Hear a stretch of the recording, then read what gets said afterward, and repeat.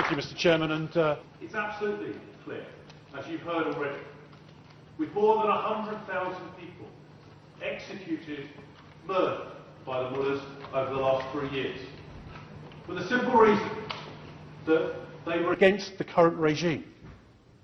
The West can no longer stand idly by while this happens. It's clear that we should recognise the PMOI as an organisation that is not only demonstrating what is going on in Iran, but represents a popular movement for change and for democracy and freedom within Iran. It is important that we listen to that message, and as the Noble Lord McGuinness pointed out, that the Foreign and Commonwealth Office listens to that message loud and clear. Now, the message that they fear, the mullahs, above all else, is that presented by Mrs. Maryam Rajavi.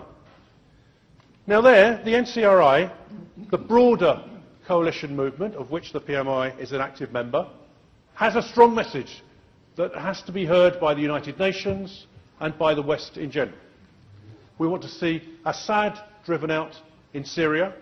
We want to see Iran cease re-equipping Assad.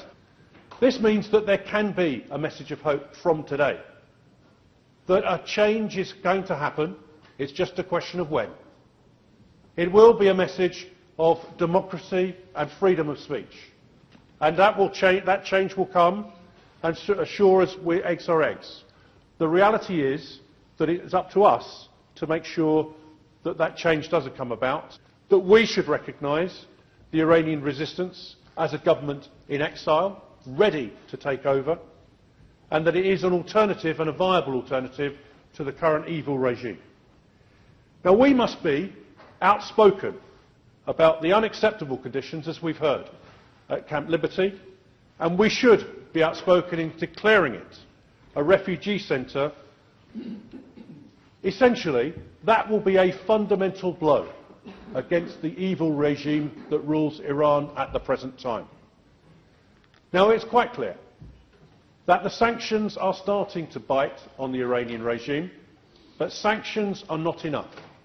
We must take strong and decisive action to make sure that the mullahs and the regime that exists understands that it is only a matter of time before they are removed. Thank you very much for your commitment. Let us make Iran free.